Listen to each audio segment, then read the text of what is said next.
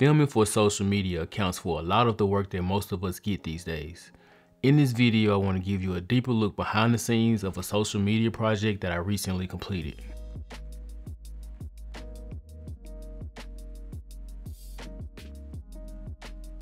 If you're new here, my name is Dee Travaughn and I'm a freelance cinematographer. On this channel, we discuss filmmaking gear, lighting techniques, and behind the scenes of some of my projects. The director's inspiration for this video project was A Love Letter to Black Women by Keith Powers. After learning this, I went and did my homework like any good cinematographer should do. I watched the inspiration video several times. I proceeded to capture screen grabs and began to plan how I wanted to execute this vision.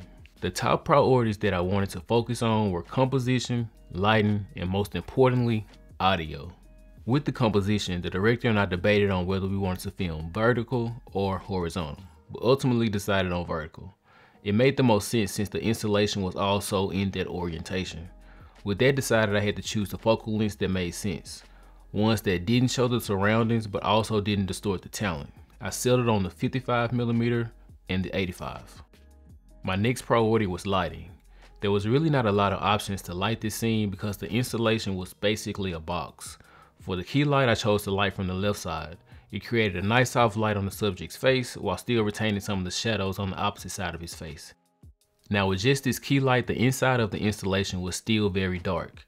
I also had to gaff tape 2 tube lights to the top interior of the installation. This gave the subject a hair light and it also evened out the exposure of the entire scene. Having good audio was probably the most important piece of this project. There was a lot of construction going on next door and it was slightly noisy outside on the day that I did the location scout, but on the day of filming, they had the jackhammer out. My solution for this was to record audio from 2 sources. I had the boom microphone and I also had a lav microphone on the talent's chest. The equipment that was used was the Rode Wireless Pro and we recorded internally to those devices. These devices have 32-bit float, so it helped me a lot in post-production. For those of you that use DaVinci Resolve to edit, there's also a feature called voice isolation. This tool helped me to mute out most of the noise in the background and dial in some clean audio. I think there's a similar tool or feature in Premiere Pro. Most of the audio in the final video came from the lav mic on his chest, and surprisingly it sounded the best. Here's a list of all of the equipment that I used while filming this project, while I also show you some additional behind the scenes. My name is Bertram Williams Jr. I am here in The Artistry of Affection by Ariel Cobbert, about to share a segment from Sobunfu Some's The Spirit of Intimacy.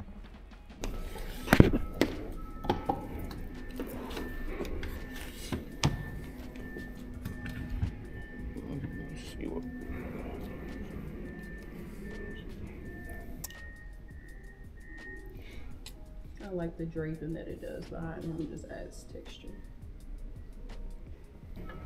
How do you feel about him leaning forward? Yeah, like almost like one of the, For the book. Yeah. Yeah. Yeah, for the top. Yeah, it works. Just move this around. Then I shoot.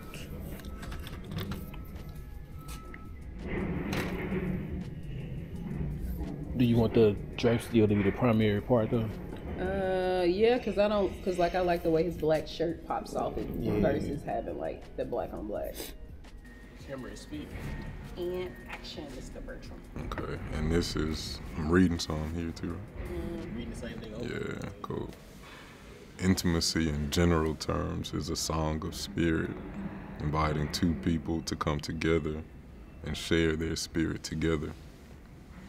It is a song that no one can resist.